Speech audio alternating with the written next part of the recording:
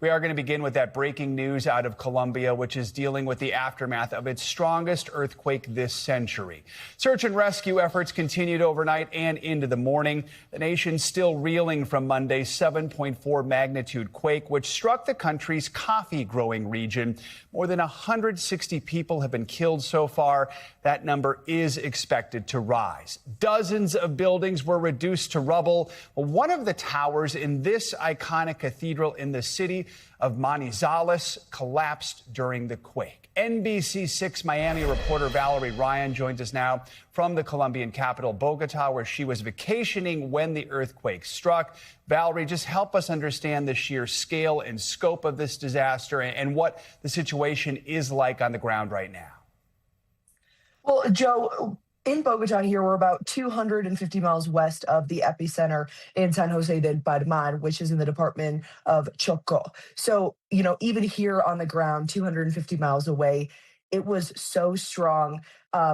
People, local community members were saying that this is the strongest earthquake they've ever felt.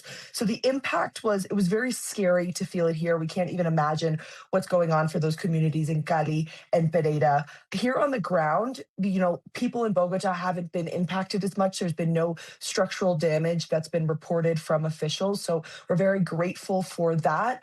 But what we are seeing was the lack of communication for the past 24 hours.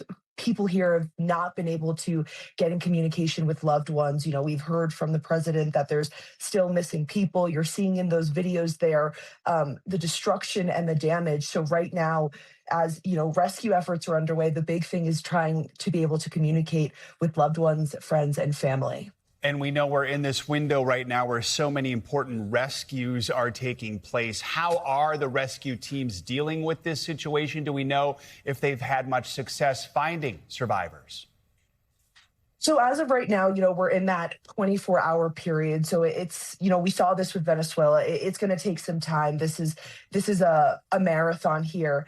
The president deployed the Colombian army. We've also heard from local officials in those areas that have been hit very hard, like Cali, Pereira, Manizales.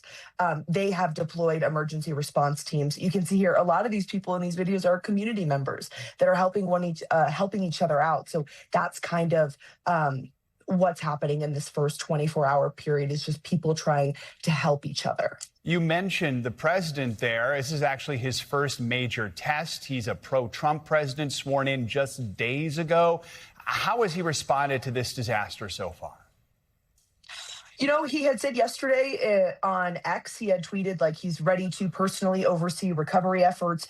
They had set up an emergency response center in San Jose del Palmar, which is the epicenter. So I think a lot of people here in Colombia are interested to see how he's going to deal with it. Like you said, he was inaugurated on Friday. So this is really going to be he's being put to the test as to how he's going to help this country move forward after such a major disaster. And clearly, outside help is incredibly important in a situation like this. What has been the response from the U.S. and also just the international community? I specifically live in South Florida, and we've already seen a Global Empowerment Mission. They are a huge organization that have stepped in for Venezuela with donations, monetary donations, resources. So I think that's exactly what we're going to be seeing from across the board, especially with American Red Cross. We typically see them step in fairly quickly in situations like these. Valerie Ryan in Bogota, we appreciate your reporting this morning. Thank you so much. Thanks. This morning, a new report from the Washington Post is revealing an elaborate ploy apparently used to conceal President Trump's travel during last month's trip to the NATO summit in Turkey. He did not fly out on Air Force One, as it appeared at the time, but actually a smaller Air Force jet. For its reporting, the Post cites material it reviewed, a U.S. official familiar with the operation, and another person with knowledge of the president's travel. The story centers on a clandestine mission to get the president out of Turkey amid fears of a threat from Iran. NBC News Washington correspondent Alice Barr joins us now with more on this one. Alice, this is quite the talker. First of all, just walk us through how this secret mission reportedly unfolded according to the Post's reporting. Joe, good morning. Yeah, the Post is reporting that an Iranian assassination threat against President Trump prompted this elaborate ruse that involved the president boarding the old Air Force One, where reporters watching could see and could record him. But then before those journalists got on board, the Post reports that the president was secretly swept off the plane, loaded into an airport catering truck, and shuttled over to a smaller Air Force plane that he then flew to the UK, with Air Force One taking off as a decoy. And that's all according to a U.S. official and material reviewed by the Washington Post. Remember, this happened as he was taking off from Turkey, which is within striking range from Iran, at a moment when the U.S. had just resumed attacks against Iran while negotiations were breaking down. How does this differ from the account the White House originally gave, and just how is the White House responding to this new reporting by the Post? Yeah, the administration initially said that President Trump would be flying on an older version of Air Force One. The president said at the time it was for old time's sake, and so that American troops at a base in the UK would have a chance to see the new luxury version donated by Qatar, which flew separately to the UK before the president changed planes there to fly home on that new version. The changeover raised all kinds of questions about security systems on that new and already controversial Air Force One that had been upgraded from a commercial plane rather than having the kinds of military-grade systems that are built into a jet that's designed from the start to serve as Air Force One. The White House has now reissued a statement from its communications director that came out at the time, noting there are many enemies of America who have their sights on President Trump, and that the White House uses every tool at their disposal to address those threats. Notably, though, the initial statement said distraction and misdirection were among those tools, and that clause was taken out of the statement when it was re-released. Alice, there are a lot of questions here about the safety, not just of the president and that new Air Force One that you mentioned that was gifted by Qatar, but also those who were just unwittingly flying on this decoy plane, journalists and staff. I have to imagine Democratic lawmakers are maybe pushing for more answers into this situation. Yeah, we've seen already a push among Democratic lawmakers for a formal congressional investigation into this. Democratic Senator Richard Blumenthal of Connecticut is leading that charge. And speaking on CNN, he called the secret operation unprecedented and surreal and downright scary. And he said that there needs to be immediate accountability. Joe. All right. Alice Barr in Washington, thank you so much. The president is pushing a major controversial shakeup when it comes to childhood vaccines. In the Oval Office, he signed an executive order cutting the number of shots routinely recommended for all kids from 18 vaccines to 11. President Trump says fewer vaccines will give parents more choice, but doctors warn it could mean more confusion and create fear that is not rooted in actual science. NBC News Chief White House correspondent Garrett Hake has the details. President Trump tripling down on his efforts to overhaul America's childhood vaccine schedule after previous efforts were blocked in federal court, signing an order lowering the number of recommended vaccines for children, which would put the U.S. in line with European countries like Denmark. Parents can still choose to give their children all of the vaccinations if they wish. It's up to the parents. We're making recommendations that are strong, but it's up to the parents if they wish. The order recommends 11 immunizations for all children instead of the current 17 and suggests consulting with doctors about others, including RSV and hepatitis B, which is currently given to all infants at birth. The president calling to spread vaccinations across more appointments and time, including splitting up the MMR vaccine into 3 separate shots, making this baseless claim. Together, there could be a possibility they're quite lethal, and separately, it looks like they are not at all lethal, but just very effective. Reporters pressing him. Is there any evidence of that? What I've heard is that there are some people that say it is that way. The president says he was motivated to change vaccine recommendations by recent rises in autism, though studies have shown no links between them. The order blasted by the American Academy of Pediatrics. The executive order that was issued is going to cause more confusion and fear in families that is both unnecessary and inappropriate. And Republican Senator Bill Cassidy, a physician, saying parents should listen to pediatricians, blasting the new recommendations as, quote, so wrong. The new recommendations to spread out vaccinations could lead to more doctor visits and more costs. The president was asked how he would counter that but did not offer specifics. We're going to work with the families, and we're going to make sure everything works out cost-wise. For now, these are all just recommendations. All the same vaccines remain available and covered the same way by health insurance. All sides here say the best resource is your child's pediatrician. Garrett Hake, thank you. Let's bring in NBC News medical contributor Dr. Kavita Patel, who has a background in public health. Dr. Patel, clearly the medical community is upset over this decision. From a medical standpoint, what do you see as the biggest risk of moving these 6 vaccines out of the universal recommendation? Yeah, Joe, I think the biggest risk is actually our threat to kind of what we call kind of public health or herd immunity for the entire population. There was a study that was published in the Journal of the American Medical Association last year that showed if we had a 10% decrease in these vaccinations that we're talking about, we could see as many as 11 million cases of measles alone over the next 25 years. So I think that this is not a trivial threat. This is a real threat that if we move these out of the schedule, we could see a resurgence and increase not just of measles, but things like rubella, diphtheria, and eventually polio as that vaccine protection lags. And it will not hurt just the people who are not vaccinated. It hurts even those of us who get vaccinated because of this herd immunity that we establish by having about 92% of our population vaccinated. And I should clarify, I should say 7 vaccines moved out, not 6. I promise I can do basic math. Now, the administration says this is about giving parents more choice. What impact, though, realistically, do you see it having? I mean, it seems like if you have to have more appointments, parents just might vaccinate less. Do we have evidence to show that might be the case?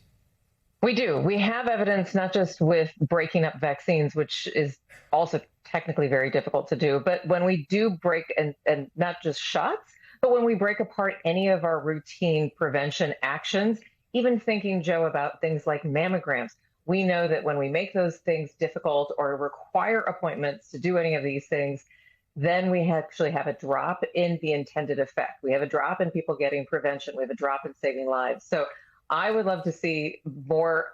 I think the president is correct in having conversations with your doctor, but I think that's where this needs to start and stop. There has been no change to the science to inform this decision. There's been nothing that would change any of these 7 vaccines to move out of the schedule.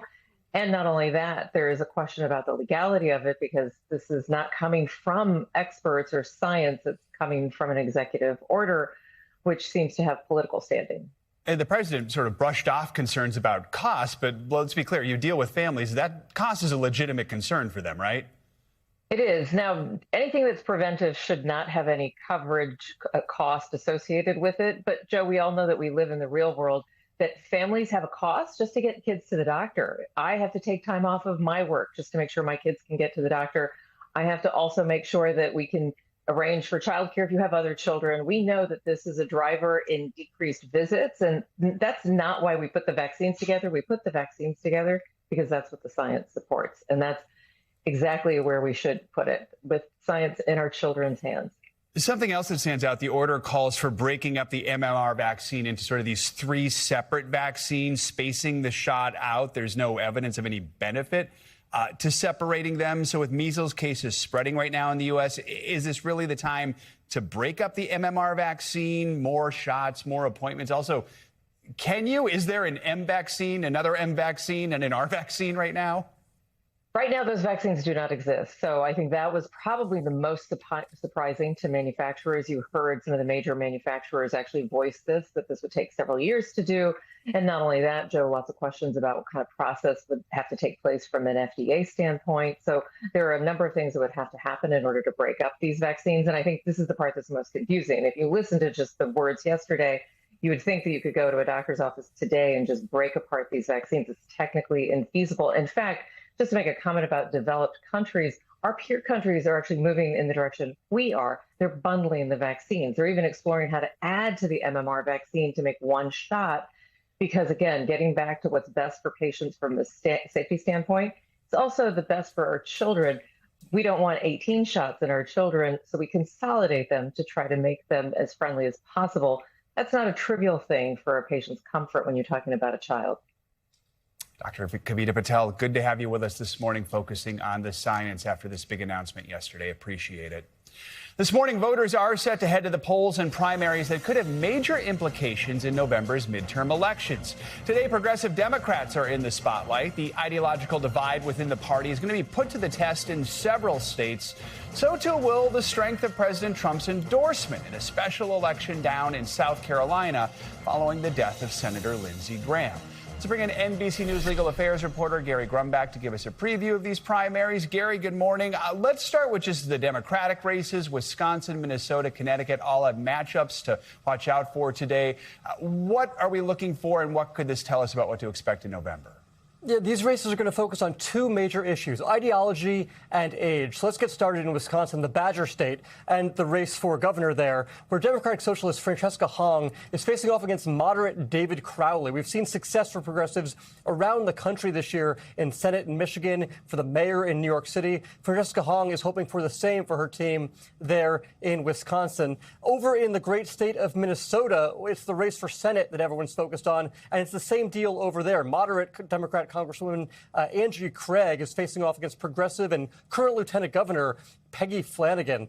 They both have government experience, so it'll be an interesting test to see what voters want as it relates to ideology. Are they interested in the progressive flank, or do they want to go more moderate with their views? In Connecticut, it's a race for the ages that we're seeing there. The 47-year-old former mayor of Hartford, Luke Bronin, is facing off against the 78-year-old John Larson, who's hoping to secure his 15th term in Congress if he wins in November. Bronin is hoping some new blood will be good for the state there. Joe. Really an important night here. I was just home in Minnesota, and I can tell you, if you turn on the TV, it's an Angie Craig ad, then a Peggy Flanagan ad, then an Angie Craig ad, then a Peggy Flanagan ad. It is all over the airwaves there. Let's go down to South Carolina. There's going to be that special Republican primary to replace the late Senator Lindsey Graham.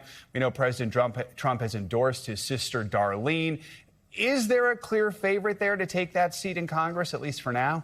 This became an incredibly crowded primary after the death of Lindsey Graham, and it's really a who's who of Republican politics in South Carolina. You've got Mark Sanford, Ralph Norman, Russell Fry, people with decades of government experience and legislative experience running in this seat. But it's Darlene Graham, the sister of Lindsey Graham, who has President Trump's endorsement in that race. She only said she decided to run after a conversation with President Trump, and she slept on it and prayed on it and said she wanted to run that following day. So she's only had a few weeks to really learn how government really operates and how this campaigning in diners and places across South Carolina really works. But she's hoping to fill her late brother's seat.